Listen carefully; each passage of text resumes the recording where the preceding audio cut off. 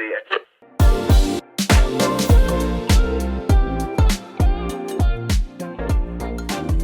Welcome to Jubilife City Radio, the station that'll keep the citizens of Sinnoh up to date with all things happening across the region. Now, stay tuned for the most popular talk show in Sinnoh.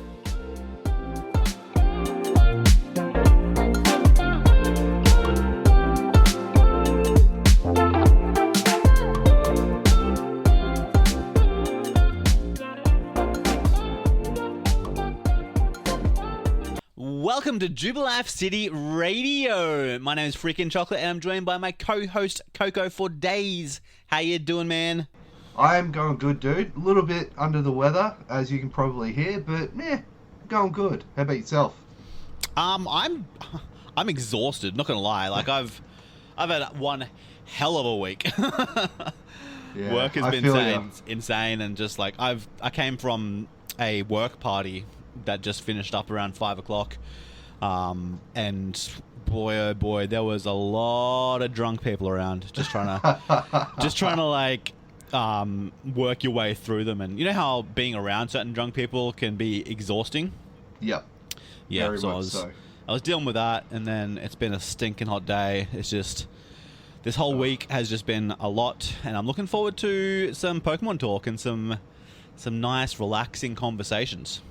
Well, hopefully it doesn't get too spicy when we talk about certain topics, because I'm sick and tired of this heat wave hitting our city. So yeah, it wasn't fun up on the beach today, that's for sure. Oh no, I could imagine. When I was on my way back, we all had a big maxi taxi because I did not want to drive, and I was looking at the weather, and I don't know how if like this is just an iPhone thing, but on the weather app, it said, it didn't just like have the degrees. It gave you like how it says like partially cloudy or whatever. Yeah. It said extremely hot. Look, I'll let you know what the Samsung Galaxy S23 Ultra says in a few weeks when it arrives. Nice. Yeah, I saw they just recently dropped that news. I ordered it today. So the official release date is the 17th of February, which coincides with the OCIC. So unfortunately, I won't have it to do my interviews then, but I'll have it afterwards for some crispy, fresh content for the Very stream. good, very good. It's wild that they managed to announce a phone and release it in like a couple of weeks' time. Oh, it was crazy. I literally got the email yesterday afternoon, and then I had a phone call come from Telstra about 20 minutes later going, "We see you're an Android user and you're due for an upgrade. Would you like to pre-order?" I'm like, if it doesn't cost me anything, sure. Hells yeah, let's go. So, get a new phone and a new watch. So, Very good. yeah. If anyone's in the market for a watch, I'm selling one. How old is this watch? It'll be brand new. You're going to sell the new one, right? Yeah. I'll sell it for you for cheap if you use our code on any of our sponsors.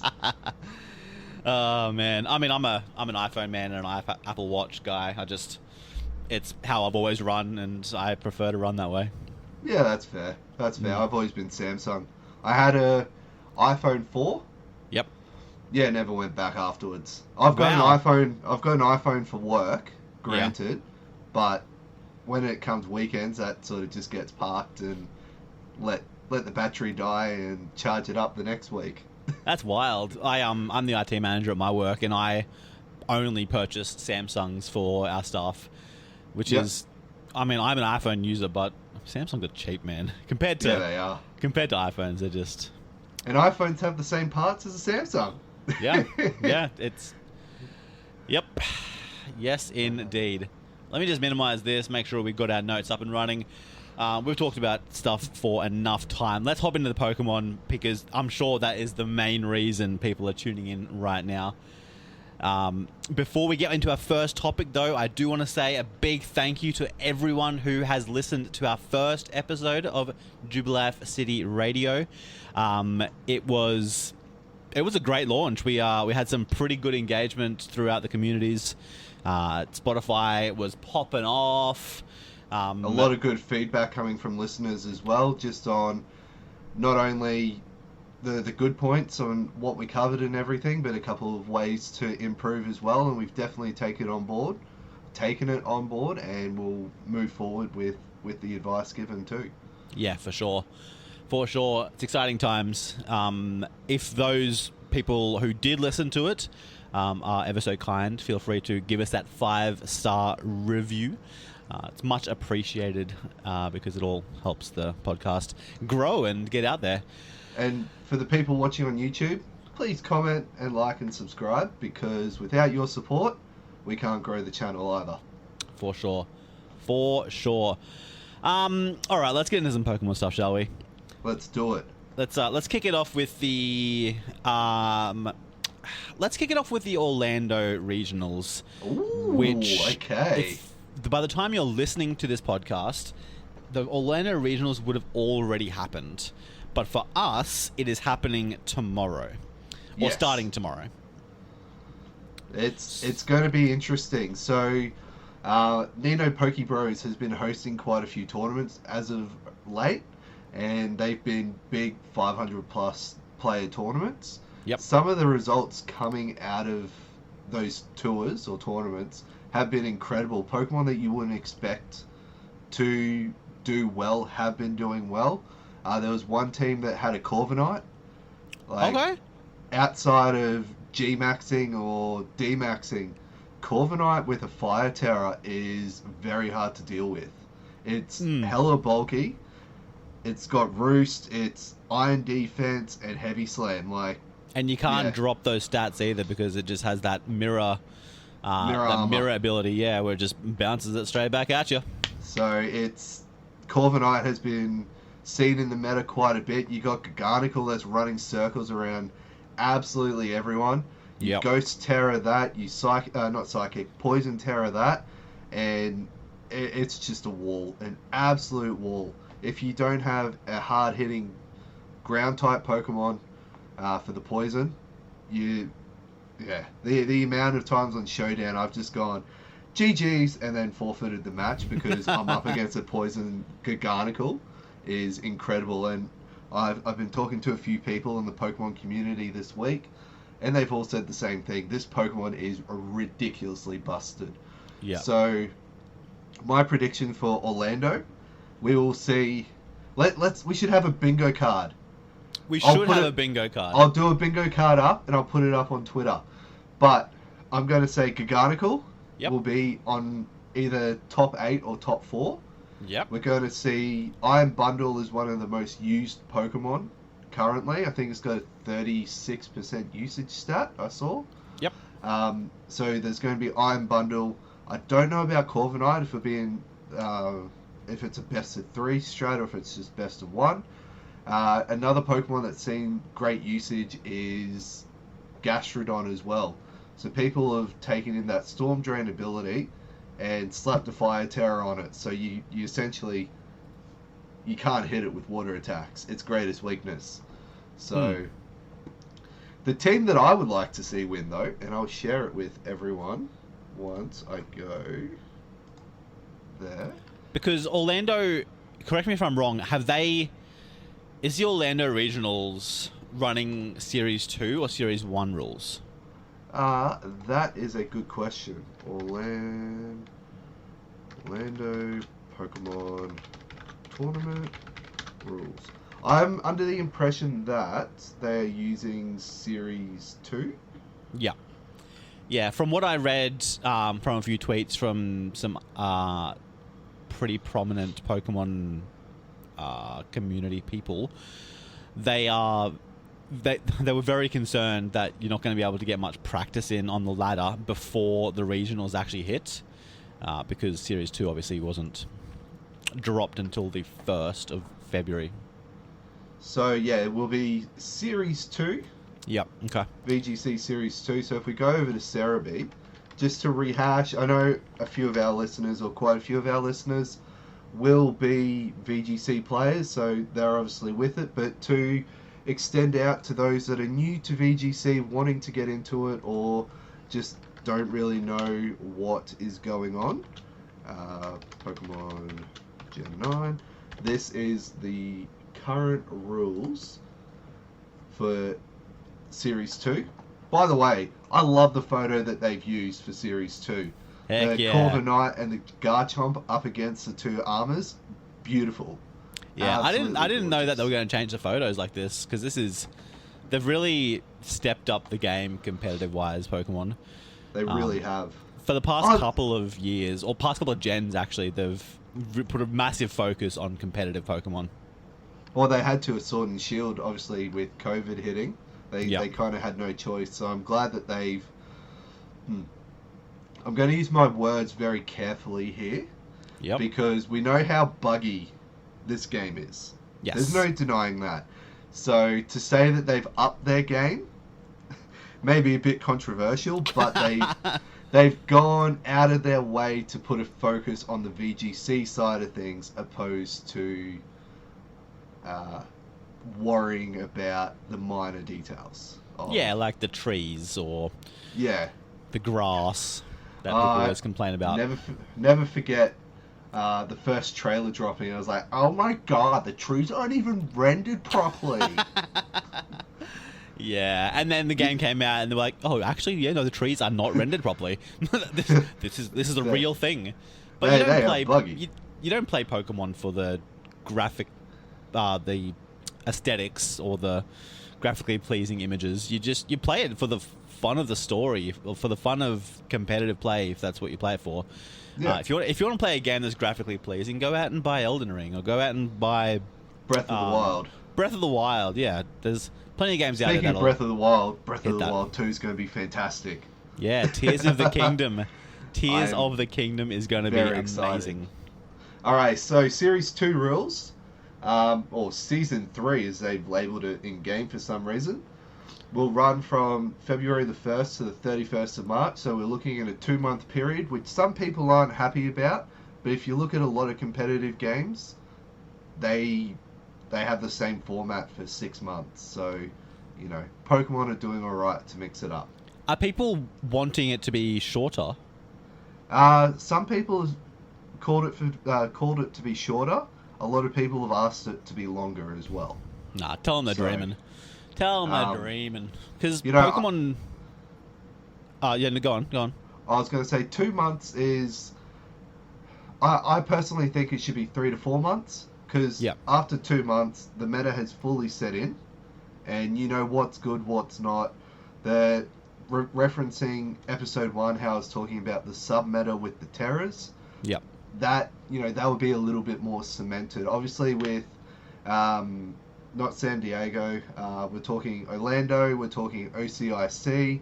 We're going to have a lot of meta set, if that makes sense. The meta will be set from these tournaments, and obviously people are going to try and find ways to counter that meta that's going to be set after those tournaments. So yeah, for sure. I was going to say 2 months is pretty okay in my books, because or especially season 3, series 2 is 2 months is fine for me, because they've already had a couple of months of competitive play in Pokemon. They haven't yet introduced Pokemon Home, so we haven't got that flow of more Pokemon. If you were to have series 3 go on for too much longer without Pokemon Home, I think it could get a bit stale and a bit bland. So I think we're going to see some major issues with Home being incorporated. And for sure. Kyogre, Groudon, all those mons coming back. Yeah. It's... If we think it's toxic now with the teams, wait till they can be terrored. Because I can guarantee a Water Terror, Kyogre, shooting a Water Spout under Tailwind with Life Orb, Choice Specs, anything like that, is going to be everyone's worst nightmare. Yeah. Even Gigantical. I'm nervous with Lando coming back and being able to drop that 4 times ice weakness. Hey, And let's not hate on my boy Lando. Man. He's one of my mascot Pokemon. Nah, he's. I don't know. I like him. I like him, but him? I'm just like the fact that quite a few years ago now, it was literally every single team for VGC was just carbon copy. Like everyone had the same team. It all just came down to who made the right plays when. Fair enough. I don't know if you saw my OPL Season 1 run. I had Landorus and Weavile. Ooh, nice. And those two just racked the kills. I think I got 16 knockouts with Lando. And probably, I think it was about 12 or 13 with Weavile. Like, Jeez. those two carried me through OPL Season 1. Mm. Series 2. Yeah. Singles rule set. So for those of you that like to play singles, I don't mind dabbing into it. The Pokemon restriction is just the Paldea Pokédex. Pokemon limits, team of 6, but you choose 3, varying from level 1 to 100, but all Pokemon will get set to level 50. You got 10 minutes to battle, team preview 90 seconds, and 60-second turn time. So that's pretty standard. We go to the double rule set. Again, we're looking at the Paldea Pokédex. So when we say the full Paldea Pokédex, we're talking Paradox Pokemon, we're talking all the Pokemon you had access to in Series 1. The only ones that are blocked off are the box legendaries and the Ruin Quartet. Yep. So, which, to be quite frank, I think they would do well even against the Paradoxmon. So I think they should have just went hard with allowing the legendaries. The Pokemon limits, we got team of 6, you pick 4, varying from level 1 to 100, but they get set to level 50. You got 10 minutes again to battle, preview time 90 seconds, and you get 60 seconds per turn. We're looking at the rank rewards. Now, this is where it gets interesting. Master Ball tier. They're giving away Sweet Herba. 3 of them. 1 second, sorry. There it is. Sorry, they're giving away 3 Sweet Herba, 1 bottle cap that's golden, 3 normal bottle caps, and a 1 ability patch with 100,000 league points. And then, as you go down the tiers, you essentially get next to nothing. So the banned Pokemon we're looking at: Charmander, Charmeleon, Charizard, banned. Galarian, Meowth, banned. Are we saying Jotonian now? Jotonian, Wooper, and Quagsire, banned. Froakie, Froggator, banned. Greninja, Froggator, yeah. banned. Scorbunny, Reboot, Cinderace, banned. Berserker, well, same fate. And then we got the legendaries here. The quartet of the Ruinmons, Koraidon, and Miraidon. So, yeah, it'll be interesting to see how the meta shapes up. In terms of what I would like to see win, is something like this. We got Annihilate, we got Iron Treads, we got Mimikyu, Iron Bundle, Armarouge, and Meowshold. So this is a team that I've been playing with on Showdown today. I've been using an alt, so no one can find my replays and scout me for tournaments. So on the Annihilate, I am running Leftovers, it's Defiant, Fire Terror, so you get somewhat of a decent defense boost there, and the standard set of Drain Punch, Rage Fist, Bulk Up, Protect. Now, I'm not going to reveal any of these stats, EVs or IVs, because I am playing in some tournaments and don't want people knowing my source. All good. I'm looking at using Iron Treads, so you get that booster energy, which is boosting its attack. Quark Drive as well, if anyone sets the Electric Terror, which, let's be fair, no one is using Pinchurchin. I'm rocking a Water Terror to take out Iron Tread's biggest weakness of ground. Excuse me. And then I'm using Iron Head, Stomping Tantrum, Wild Charge, Protect. Iron Head obviously there to take out any fairies. Stomping Tantrum is predominantly there for your Iron Hands. I came across a Raichu tonight, and I literally stomped it, and the person had a tantrum about it. They're like, oh, what the hell, bro? I'm like, I'm just playing the game. He goes, no, you outsped my Raichu. I'm like, no, your Raichu missed its attack. We got Wild Charge there to take out the Iron Bundles, the Corviknights, you know, anything that really covers that electric weakness. Oh, sorry, the electric goes into. Now, this is where it starts getting interesting with Mimikyu. So Joe UX9 was in a tournament the other day, and he was using a Mimikyu. Now, fun fact, a Shadow Sneak Mimikyu into a Flutter Mane will one-shot it. Or unless they got a Focus Sash on it, which is where Iron Bundles comes. Yeah.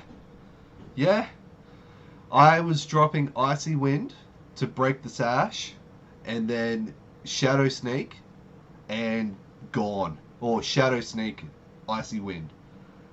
It is busted. Wow. Okay. You got the taunt there, obviously, for what do you call it? Not the mushroom. Amoongus? Not a moon. Breloom. Brute. Brute Bonnet. Brute Bonnet. I can't believe I forgot that. So yeah, taunt for Brute Bonnet. You got it there for Murkrows that may be running around. Yes, you're not going to have the priority, but you can still prevent any further setup from it. You got the Play Rough there, which dominates Iron Hands. It dominates any sort of fighting types that are getting around, any dark types. I don't know why Mimikyu didn't get more play in Series 1. It would have been perfect for Meowscarada. And then, obviously, Protect to, well, guard yourself. Next, we move on to Iron Bundle with the Sash. So, Iron Bundle is, for lack of a better word, a glass cannon.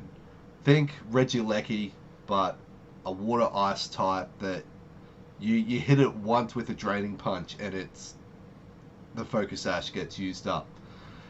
So pretty much this Iron Bundle is there to create that speed or lower the opponent's speed to give you the advantage. You got the Freeze Dry for the Gastrodons getting around, or any sort of water type, even Water Terror, the Olive Pokemon, which is very annoying. Arboliva. Yes. I came across a Water Terror this morning. I'm like, bro, you just Water Terrored in front of an Iron Bundle. I'm just going to Freeze Dry you now. And then Hydro Pump to deal with the Arcanines and Armor Rouge, anything like that. Move on to the Armor Rouge. So, Flash Fire, great for your Torkles. I played a match tonight. I kept spamming Wide Guard. They kept using Eruption.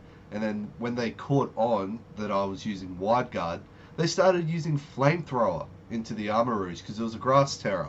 Oh. So, and then I get a message going, bro, you're using hacks. I'm like, no, it's Flash Fire. You can't hurt me with fire. And they didn't want to admit it. They're like, no, you're hacking. I'm reporting you. I'm like, go ahead, report me. Yep. So yep. I don't know if that happened or not. Wide Guard is fantastic. It is. This is why a lot of people are using Garganical, is for Wide Guard. Not only does it get the Salt move, but yeah, Wide Guard. Pardon me, Wide Guard. But yeah, Wide Guard is great for Icy Wind. It's great for Dazzling Gleam. Any sort of dual hitting moves, Eruption, everything like that. The basic Armor Cannon, Psychic, Dark Pulse, so it's there to deal with your Flutter Manes, your Iron Hands, Iron Treads. What else? Corviknight, Oblivia. I've seen a couple of Skelly-Dirges getting around as well, so it's good for that. And the cute little Meowtold with Friend Guard, Safety Goggles. I'm rocking the beat up, so my general lead is, well, I wouldn't say general. One of the many leads is Meowshold, Annihilate, and you can either beat up or follow me and get the bulk ups, or just beat up Rage Fist. Yeah. And just go hard from there. I see that there's no Pop Bomb on it. Yes, so this is a support one. Yep. However, Super Fang is there for any of our Donzo listeners out there. Be wary of the Meowshold with Super Fang, because it'll take you down to half health. Yeah. So I'm curious to know if we're going to see any Tatsu Dozo around, or... look, in the Nino Pokebros tournament I played on the weekend, I think the only Dondozo I came up against was Lukey VGC. Yeah, so okay. Correct me if I'm wrong, I don't think we're going to see a lot coming around, or getting around these days. Yeah, I think at just the like top. any meta, it'll always, like, things come and go, things come and stay around, like the usual the Pokemon that have just always been in the meta for the past, like, almost decade, it feels like, with Gastrodon and Amoonguss. And They everything like that, they yeah. just don't leave competitive play. No, well, it's interesting. I've just brought up the top 8 from the weekend with Yep. Nino's tournament. Sorry. Was it a week? No, this is 2 weekends ago now. No, it is the weekend. My bad. I, for some reason, thought we were later in February. So, it's interesting to see. There's only one Amoonguss in the top 8. Yeah. The rest is... There's 2 teams with Dondozo and Tatsugiri. You've got Goldingo in 2 of the teams as well. The Mouse is in 1, same with Annihilate. There's Talonflame. There's a bit of a mixed variety with this top 8. Iron Bundle, what do you call that? The Magneton. I just hate looking at it. We've got Sylveon, King Gambit, Roaring Moon, Tauros. It's interesting to see Iron Moth in there as well. And then the team that got second was Iron Brute. Brute Bonnet, sorry. Iron Hands, Fluttermane, Iron Moth, Tatsugiri, and Dondonzo. So, Yeah. You know what? I stand corrected. Dondonzo will still be around. Yeah, okay. Sorry, the Nino Tour was 452 participants there. That's still a lot of people. That is still a lot of people. Yeah, So- that's almost this, like, I mean, it's more than what OCIC was allowed first up, which is wild. Yes, that was a very interesting day Yes. when the tickets dropped. But it's interesting to see the winning team is a Perish Trap. Yeah. And I think we're going to continue to see Perish Trap for a while. Yeah, we will, but it's funny. If you can outdo the Perish Trap, you're laughing. Like, I had someone try and Perish Trap me. They had 3 mons, I had 2, and I still managed to claw the dub on the final turn. Oh, yeah. And they're like, oh, if I protected, I would have won. I'm like, but you protected the turn before. Yeah, So I mean, you're running at 25%. 33. Oh, is it 25? I thought it was 33. Actually, I think it goes from 100% to 50%, and then 25, I thought. Okay. Either way, I'm like, you're running a certain percentage chance of it working. Like, you're not guaranteed that the Protect will work. And they're like, doesn't matter, I would have won if I used Protect. I'm like, if I turn around and said, if that helps you sleep at night, sure. Yeah. And Salty left players the at their room. best. Exactly. And that's what Showdown's good for. For sure. To move things along, I have my team in what I think is going to be taking out the comp. Ooh, let's see. I'm not going to bring up on screen, but I will verbally explain it real quick. Yep. We are going to, like, in my personal opinion, what I think is going to take it out. Call this a bold prediction if you wish, but I think it's going to be a team consisting of Fluttermane, Iron Moth, Iron Hands, Gastrodon, Roaring Moon, and Big Stone Boy, Minecraft. Oh yeah, Garganackle. Yeah, I think it's going to be those. The movesets, obviously, Fluttermane will be a Life Orb variety with the Moonblast, Dazzling Gleam, Shadow Ball, Protect. It's just going to be hitting hard and not worrying about too much with Protect, obviously.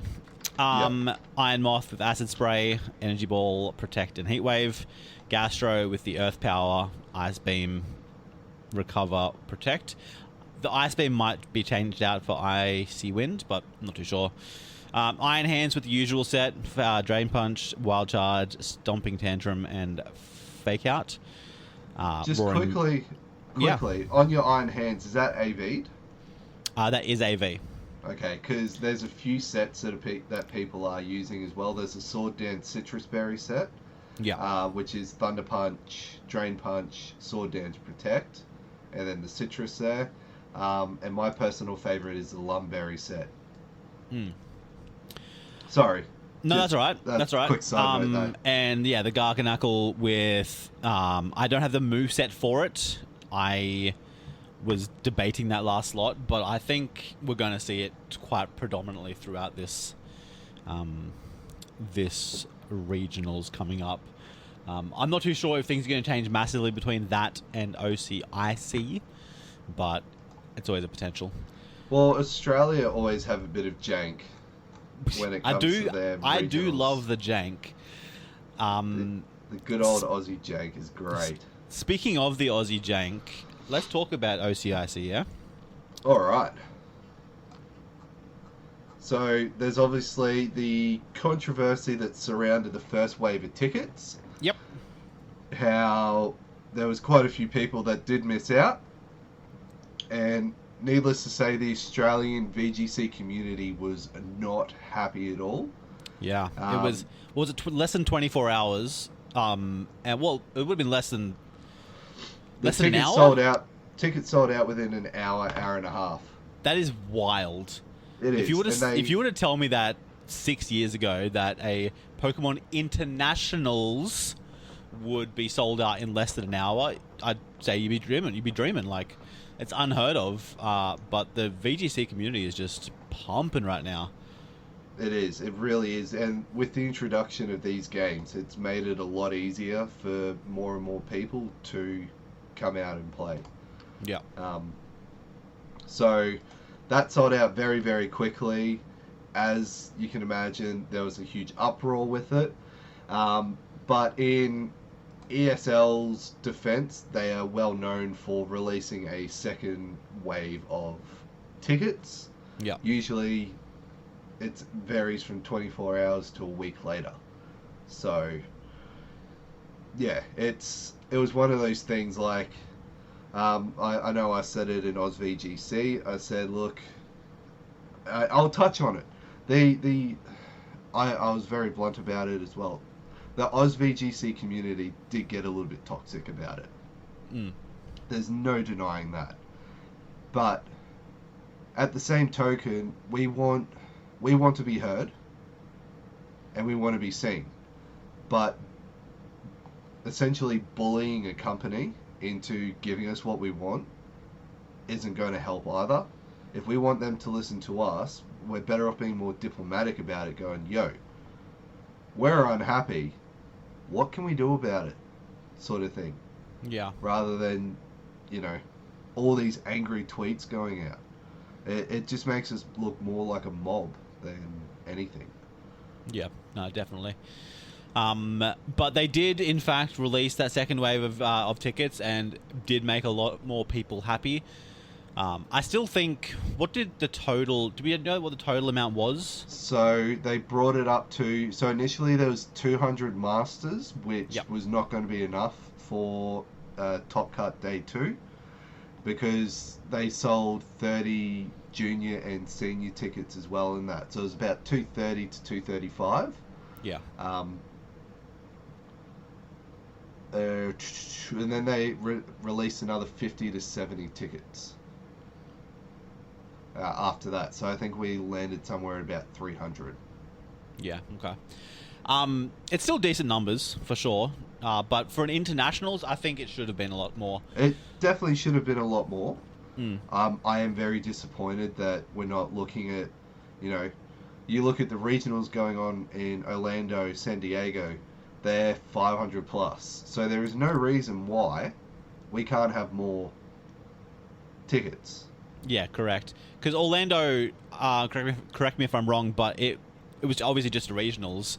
And as soon as tickets went on sale or registration opened, it was basically over 600 in less than a day. Yeah. Which, I mean, that's just a regional. Yes, America has a bigger population, but, I mean, come on. Come on. Yeah. Give us VGC people the credit we deserve. For sure. I know that might sound hypocritical with what I just said, but we are slept on. We honestly are. Yep. And this proves that we are. Which I guess is what you and I are trying to achieve with this podcast, is to bring it to light that we're not just some country that play Pokemon. We have good players. We have a decent amount of players that want to get involved. Yeah. And capping us at minimal numbers of 300 when regionals are double to triple is just, personally, I'm not happy about that. I can imagine, well, I would hope anyway, that they would probably learn from their, I don't know if you want to call it a blunder, but maybe they underestimated how big Pokemon is right now. Quite possibly. There is that as well. But in saying that, they can also take a look at the online tours that have been going on before they announced tickets, how they've been 500 plus. Yeah. Nino's have been 500 plus or 400 plus. VR, all those guys hosting tournaments have got big numbers.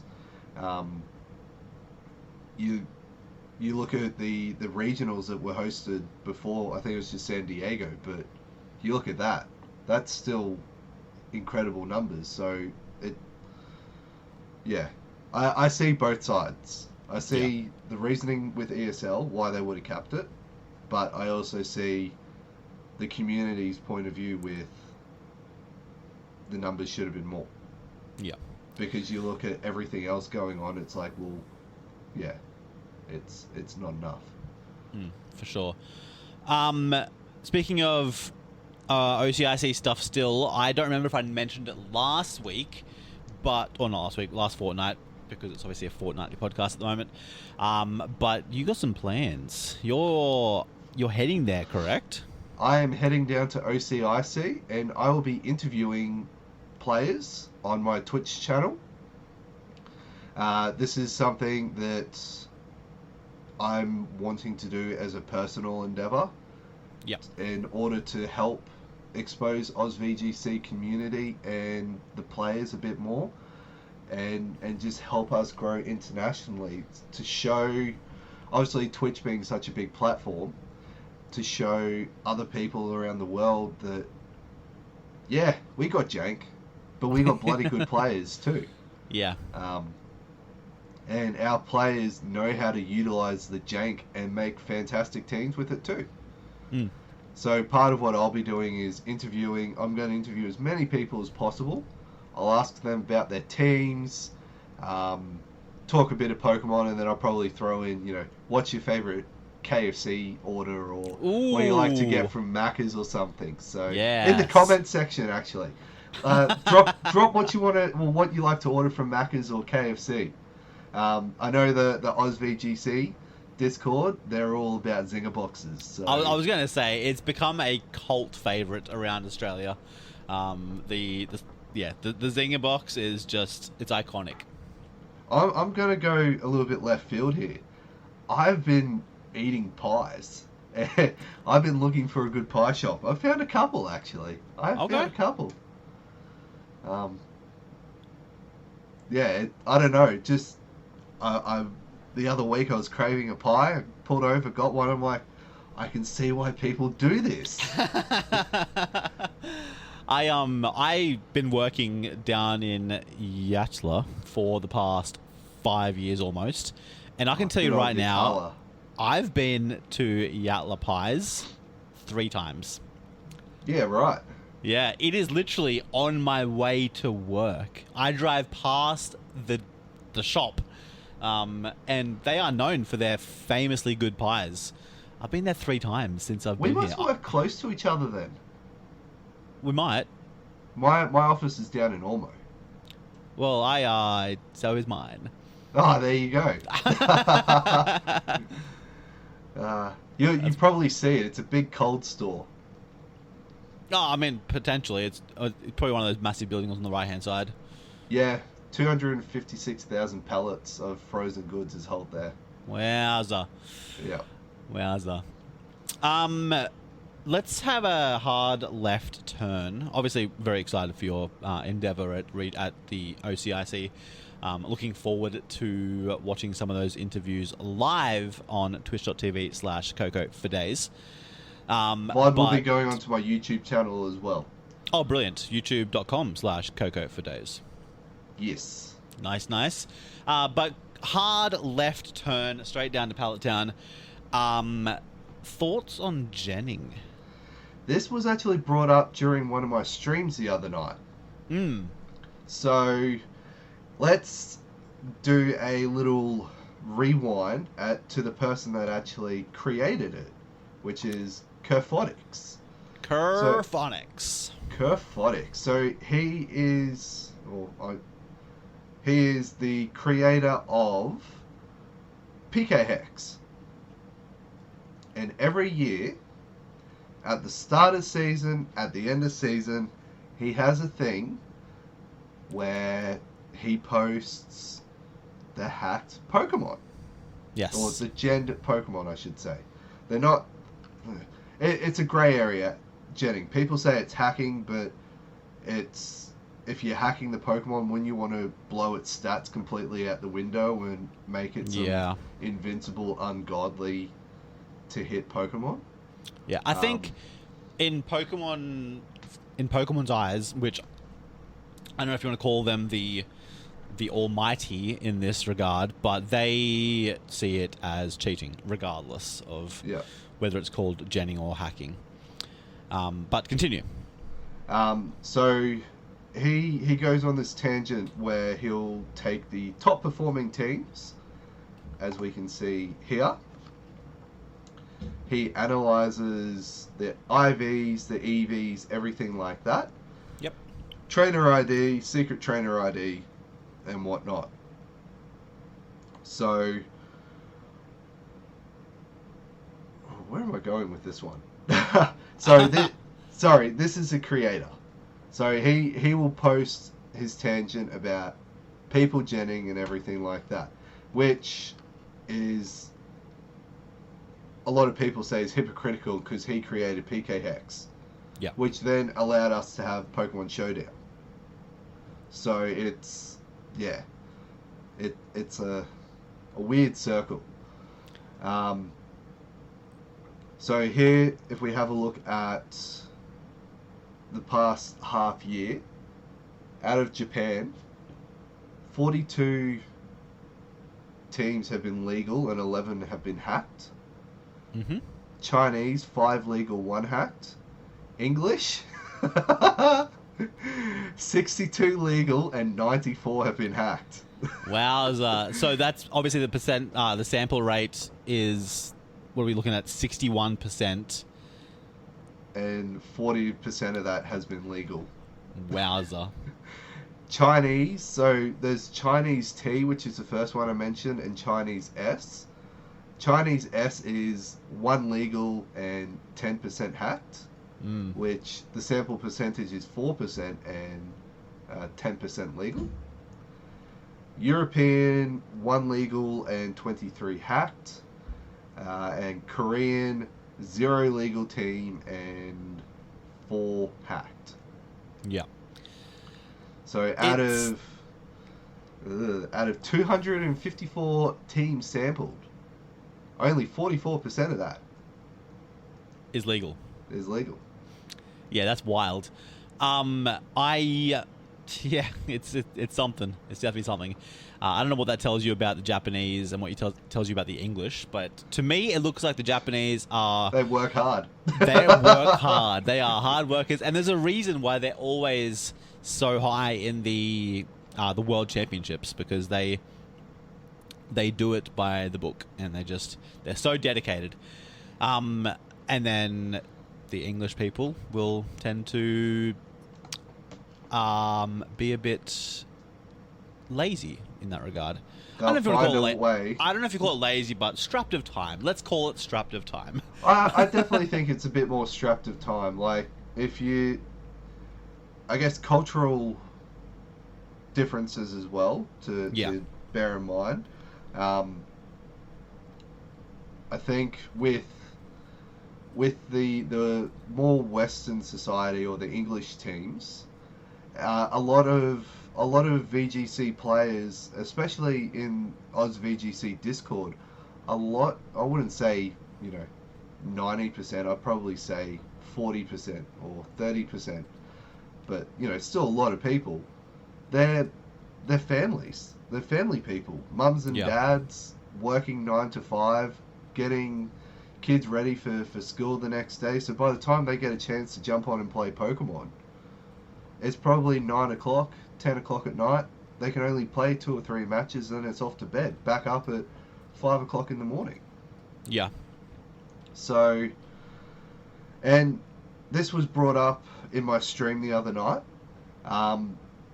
What our views on jetting was, because the person that did bring it up flagged that they're a uni student and they're very time poor between assessments and everything like that. They don't have time to sit there and grind 50 shards 6 times of different terrors and try and get the money to buy the vitamins and everything like that. Like, and I can understand being time poor and not being able to get the Pokemon. Yeah, like no, it's definitely. I remember playing trying to get a team ready for Brisbane locals for my brother. It was stressful. I think I finished stream at 10:30 at night, and I was playing Pokemon till 2 a.m. grinding raids, grinding shards, everything like that. Whereas with Sword and Shield, I was able to take Pokemon from Pokemon Home, which I obviously had from previous games, and I didn't have to worry about trying to get Terra Shards. It was, okay, I'm going to feed them a bunch of proteins or vitamins in general, or put the bands on them and send them off to a job. And then here's a few Dynamax crystals to throw into the works. Like, it wasn't that hard. And people say Scarlet and Violet have streamlined the way that we can build the teams. To a degree, yes. But the Terra Shard farming is a killer. It's definitely the hardest part. They did, however, mention, and we'll get into this a bit later, but it's been leaked or rumoured by the Riddler that the expansion or the DLC, whatever you want to call it, will have a PK Hex-like thing that'll be implemented, where I really hope that they've already made competitive a lot easier to get into. It's literally just the Terra Shards, and you can basically buy, like, with your Poke Dollars, you can buy a competitive team besides the shards. I think that the feature that they're going to be adding is going to be more along the lines of maybe 10 shards, like a discounted sort of rate.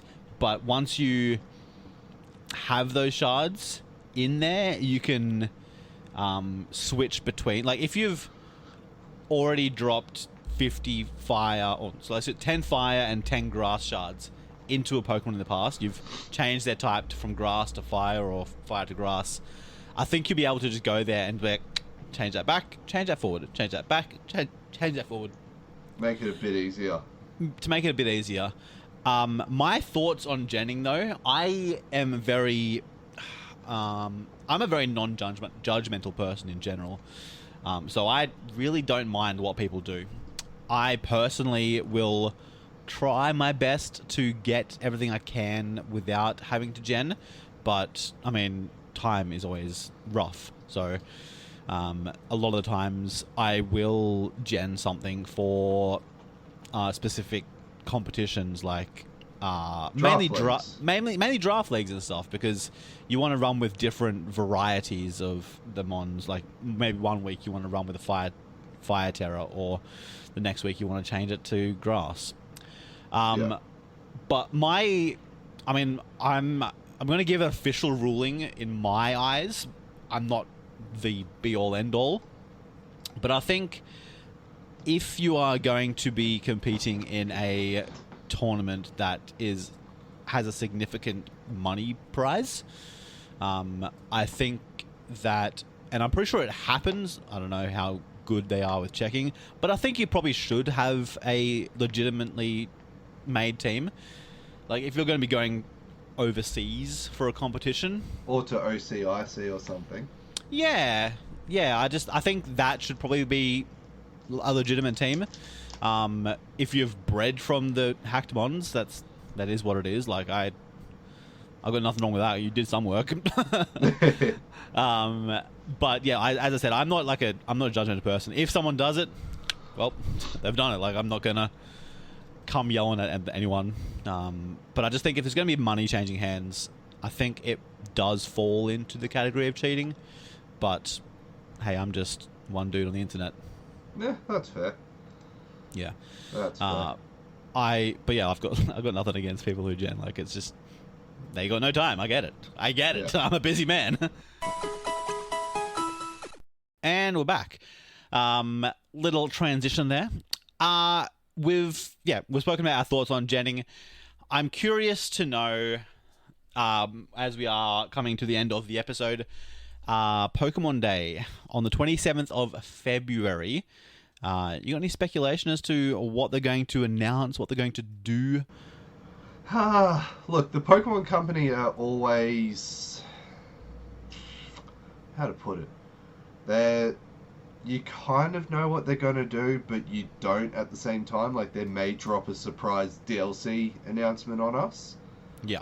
Or, they might go, hey, we're going to do Detective Pikachu Part 2, and we announced this like 3 years ago, but here it is Pokemon again. Smile is back. Pokemon Smile. Sleep. We're finally doing Pokemon Sleep. Pokemon Sleep, where your snoring gets converted into Pokemon cries of your choice.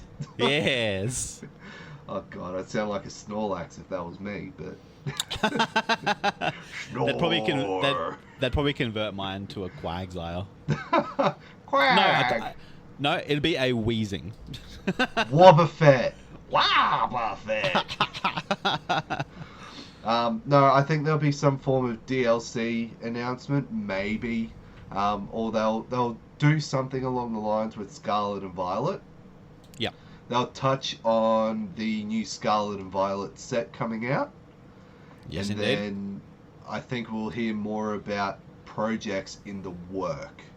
I think we're coming up on a celebration mark for Black and White this year, aren't we?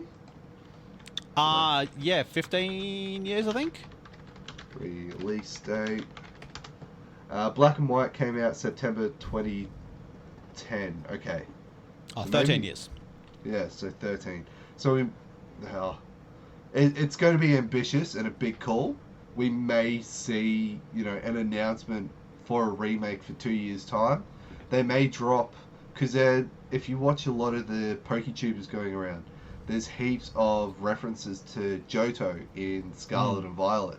So they may announce a Johto remake.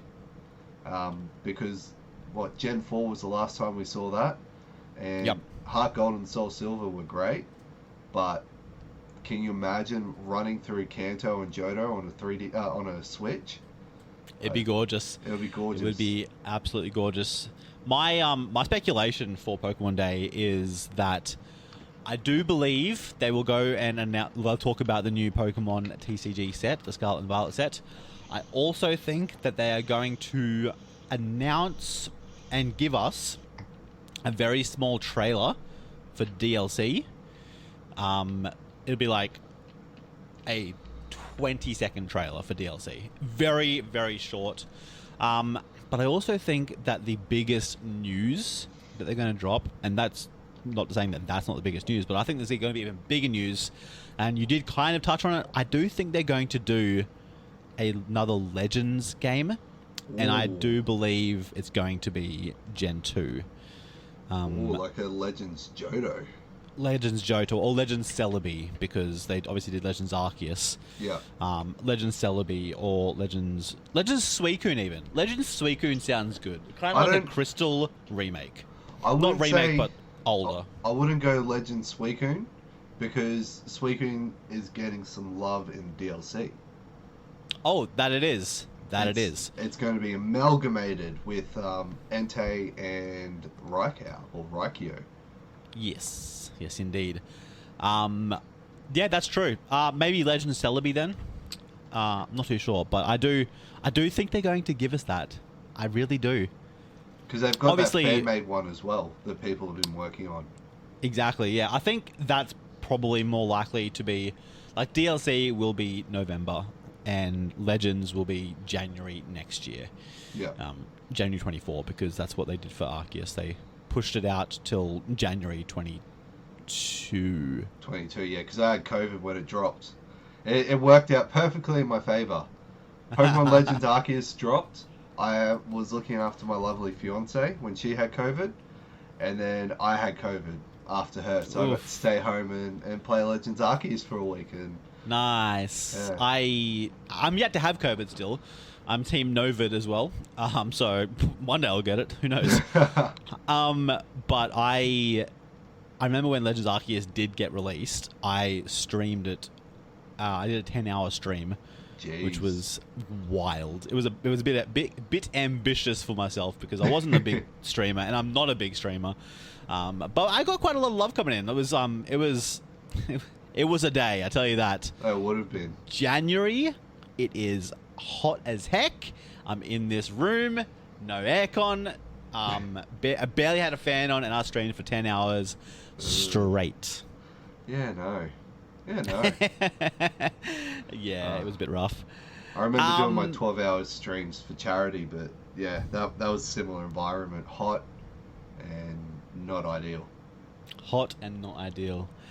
OCIC is in a week, I believe? Yes. A fortnight? It is. A week? So when this episode drops, we're doing it Feb 9th. Yep. Thursday, yep. Whatever date that is. So that is my birthday. Yep. So everyone should be listening to this as a birthday present. Of course. First and foremost. The way I remember OCIC is a week after my birthday. Right. Cool. So we will, I believe, have one more episode before then, coming at your ear holes. Actually, it'll probably be recorded before then, but then it'll be posted after then. Yeah. So get excited for that, y'all. But we are going to wrap it up here, because, believe it or not, it has been almost an hour. We are going to get the heck out of here. If you are listening on iTunes, Spotify, even on the Anchor app, feel free to leave us a rating and a review. 5-star, of course. If you are leaving a review, we'll read it out, because the reviews help as well. If you're on if you're on YouTube, do your thing. Smash that like button. You know the deal. Subscribe. And drop also, a comment below, because we want to know your KFC or Macca's order. I was going to say, let us know your favourite part as well of the of the podcast. Oh, of course. If you're on the gram or if you're on Twitter, you can follow us individually, or you can follow the podcast. You can follow Coco at Coco4dayz. You can follow myself at Freakin Chocolate. You can follow the podcast at the Jubilife City Radio. All the links will be in the description and the information, the bio below as well. But we are going to get out of here, like I said. just quickly before we leave, I do have a little thing for y'all. Little competition that I'm going to be running every single week or every single fortnight. Every time we record, we're going to have a Dex entry of the day. I'm going to read out a Dex entry. It could be from any game and it could be any Pokemon. I want to know, and just be honest, don't be that guy who just Googles it, but be honest. I'm going to read out the Dex entry and you're going to guess the Pokemon and the game. First person to tweet at us or send us a message or get in contact with us somehow will receive some free Pokemon cards in the mail. You've licked the cards, right? I've licked them? Yeah. Yes. All they right. will be covered in my saliva. That's extra incentive to win. The Dex entry is, and you can answer this after the podcast, Coco. It stomps on the ground to build power. It can send a 10-ton truck flying with a straight arm punch. I think I know. All right. Well, that does wrap it up for us. Thank you once again, Coco, for being my co-host on this endeavor that we are partaking in. It was an absolute ball, and we'll speak at you in a fortnight's time. Peace out, John. Thank you.